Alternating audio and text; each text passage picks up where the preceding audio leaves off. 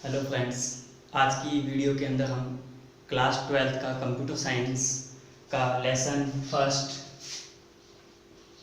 पढ़ेंगे। लेसन का नाम है डेटा स्ट्रक्चर। लेसन का नाम है डेटा स्ट्रक्चर। डेटा स्ट्रक्चर होता क्या है? सबसे पहले हम बात करेंगे कि डेटा स्ट्रक्चर क्या होता है। हम कोई भी डेटा कलेक्ट करके उसको व्यवस्थित करने का जो तरीका होता है, किसी भी डेटा को कलेक्ट करके व्यवस्थित करने का जो तरीका होता है वो आपका कहलाता है data structure.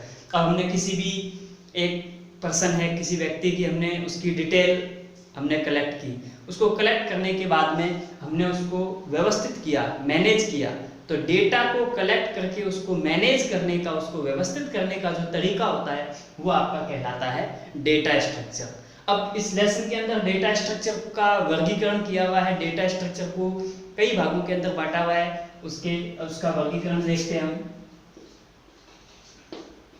Data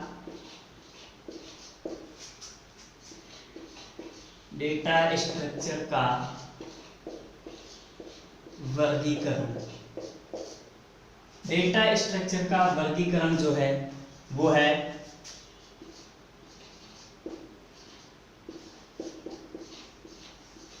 data structure. इस डेटा स्ट्रक्चर को दो भागों के अंदर बांटा है। पहला है आपका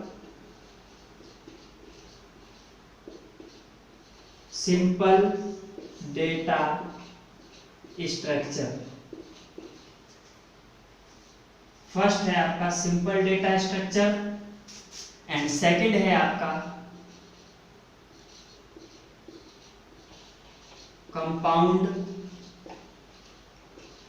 डेटा स्ट्रक्चर। फर्स्ट है आपका सिंपल डेटा स्ट्रक्चर और सेकंड है आपका compound data structure. Simple data structure का भी इसने वर्गीकरण किया हुआ है, यानी सिंपल डेटा स्ट्रक्चर को भी इसने इसके सब पार्ट्स के अंदर डिवाइड किया हुआ है।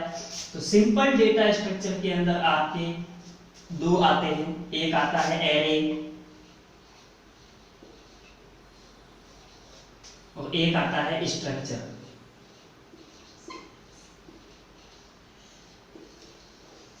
सिंपल डेटा स्ट्रक्चर को दो भागों में बांटा है, एक है एरे और एक है स्ट्रक्चर। कंपाउंड डेटा स्ट्रक्चर को इसने स्टैक,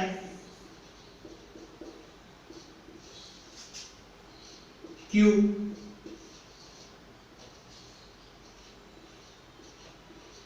और एक है link list.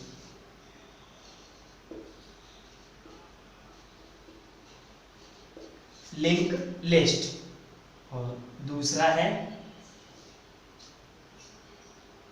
Tree.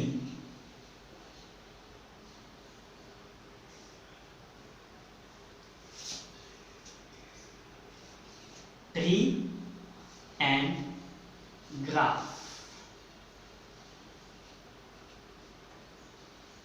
Tree and graph.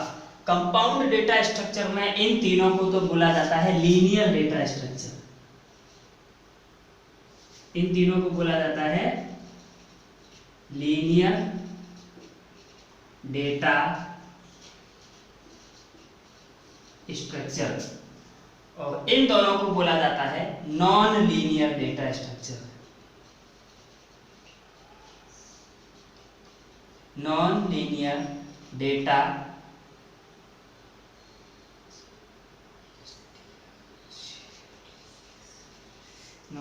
Data structure. अब हम बात करते हैं कि डेटा स्ट्रक्चर को इसने दो भागों में डिवाइड किया है, simple data structure and compound data structure. Simple data structure को इसने दो भागों में डिवाइड किया, एक है एरे और एक है स्ट्रक्चर। एरे क्या होता है? एक ही प्रकार के समान डेटा टाइप के समूह को एरे कहते हैं। यानी एक ही प्रकार के कई सारे जो डेटा होते हैं वो एक ही टाइप के होने चाहिए, तो उनको आप कहोगे एरे। एक ही प्रकार के समान डेटा टाइप के समूह को एरे कहते हैं। जैसे हमने एक इंटीजर टाइप लिया और एक वेरिएबल का नाम ले लिया, मैंने यहाँ पर 50 दे दिया, तो यानी मेरे 50 जो डेटा है वो डेटा की साइज है। तो 50 जो है वो सारे के सारे जो डेटा हैं वो इंटीजर टाइप के हैं। तो ये 50 डेटा जो हो गए वो एक तरह से समूह हो गया, और वो एक ही प्रकार का है, वो है इंटीजर टाइप का। तो ये आपका कहलाएगा एरे। तो एक ही प्रकार के समान डेटा टाइप के समूह को एरे कहते हैं। और स्ट्रक्चर के अंदर आप अलग अलग डेटा टाइप के जो एलिमेंट हैं, आपके एरे के जो डेटा है, उसको आप स्टोर करवा सकते हो स्ट्रक्चर के अंदर। और इनके बारे में डिटेल में हमें आगे लेसन दिए हुए हैं, उस लेसनों के बारे में हम पूरा चैप्टर है उसके अंदर और डिटेल से इसके अंदर रीड करेंगे। फिर कंपाउंड डेटा स्ट्रक्चर के अंदर इसने लीनियर डेटा स्ट्रक्चर है उसको 3 भागों में बांटा है, स्टैक, क्यू, लिंक लिस्ट। इसके बारे में एक बार शॉर्ट में हम पढ़ लेते हैं, आगे चैप्टर दिए हुए हैं पूरे डिटेल के अंदर, वहां पर हम इसको पूरा डिटेल में पढ़ेंगे। ये सारा चीज आपको आगे लेसन दिए हुए हैं डिटेल के अंदर, तो हम डिटेल में आगे पढ़ेंगे। अभी हम इसकी जो डेफिनेशन टाइप है वो अपने रीड कर लेते हैं एक बार। स्टैक जो होता है वो लीफो पर काम करता है, LIFO, लीफो, यानी last in first out, last in first out, यानी जो लास्ट में आएगा वो पहले जाएगा। लास्ट इन फर्स्ट आउट, यानी लास्ट में जो आएगा वो पहले जाएगा। आपने कोई भी एक डेटा है, मान लो आपने एक डेटा ले, आपने इंसर्ट करवाया, ये डेटा मान लो ए यहाँ पर आ गया। आपने दूसरा डेटा फिर आपने एक और इंसर्ट करवाया, तो वो डेटा इसके ऊपर आ जाएगा, यहाँ आ गया बी। फिर आपने एक और डेटा इंसर्ट करवाया, वो इसके ऊपर आ गया, मान लो सी। फिर आपने एक और करवाया, मान लो डी। ये तो था इंसर्ट होने का प्रोसेस। अब जब आप इनमें से डिलीट करोगे, तो डिलीट करने का जो प्रोसेस होगा, जो पहले आया था वो नहीं जाएगा पहले, जो सबसे बाद में आया है डी, वो सबसे बाहर पहले जाएगा। यानी लास्ट इन फर्स्ट आउट, जो लास्ट में अंदर आया है वो पहले बाहर जाएगा।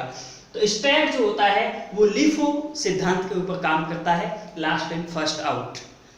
फिर उसके बाद में आता है क्यू। क्यू जो है वो आपका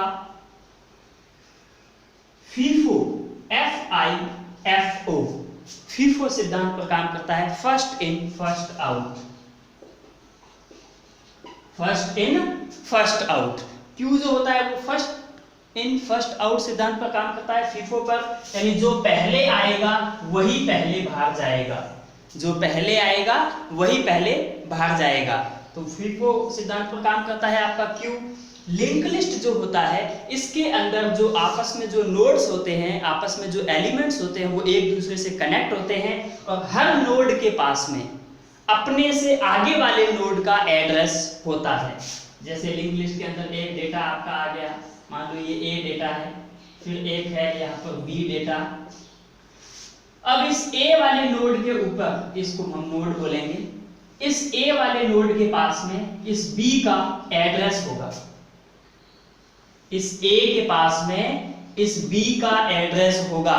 आपस में जितने भी नोड होंगे वो एक दूसरे से कनेक्ट होंगे, और हर नोड के पास में अपने से आगे वाले नोड का एड्रेस स्टोर होता है। तो वो होता है प्रोसेस लिंक लिस्ट का। उसके बाद में आता है ट्री और ग्राफ। ये होते हैं नॉन लीनियर, इसके अंदर जो डेटा होता है वो सीक्वेंस के अंदर अरेंज करने का कोई वो नहीं होता है काम। तो ट्री और ग्राफ, ट्री के अंदर मान लो एक डेटा आपने यहाँ स्टोर किया, फिर ये एक यहाँ हो गया, एक यहाँ हो गया, मान लो एक यहाँ हो गया। तो इस तरह से जो डेटा स्टोर होते हैं वो होता है ट्री और ग्राफ के अंदर। इसमें नॉन लीनियर स्ट्रक्चर काम करता है, कोई डेटा एक सीक्वेंस में आए ऐसा कोई जरूरी नहीं है। तो ये होता है आपका डेटा स्ट्रक्चर का वर्गीकरण, यानी डेटा स्ट्रक्चर को सिंपल डेटा स्ट्रक्चर और कंपाउंड डेटा स्ट्रक्चर दो भागों में बांटा। सिंपल डेटा स्ट्रक्चर होता है उसको एरे और स्ट्रक्चर दो भागों के अंदर बांटा हुआ है। कंपाउंड डेटा स्ट्रक्चर होता है, इसको लीनियर और नॉन लीनियर दो पार्ट्स होते हैं इसके। लीनियर के अंदर आपका स्टैक, क्यू और लिंक लिस्ट आता है, और नॉन लीनियर डेटा स्ट्रक्चर होता है उसके अंदर आपके ट्री और ग्राफ आते हैं। तो ये तो बात करी थी हमने डेटा स्ट्रक्चर का वर्गीकरण। अब डेटा स्ट्रक्चर का वर्गीकरण तो आपने कर लिया, अब इसके अंदर आप कौन कौन से काम कर सकते हो। आप डेटा डिलीट कर सकते हो, इंसर्ट कर सकते हो, डेटा सर्च कर सकते हो, डेटा को मर्ज कर सकते हो, ट्रैवर्सिंग कर सकते हो। तो ये काम आप डेटा स्ट्रक्चर के अंदर कर सकते हैं। तो अभी हम रीड करते हैं एक बार, सारे ऑपरेशन हम पढ़ेंगे।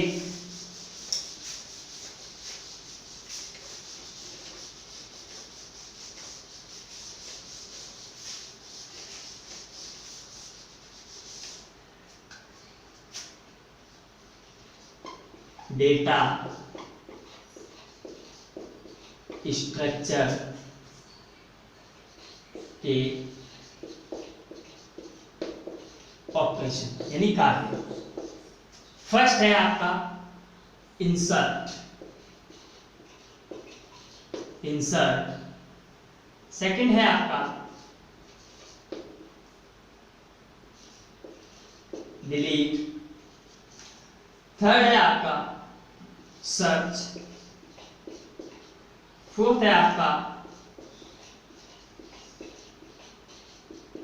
ट्रैवर्सिंग, फिफ्थ है आपका मर्ज। तो ये आप 5 कार्य इसके अंदर कर सकते हो।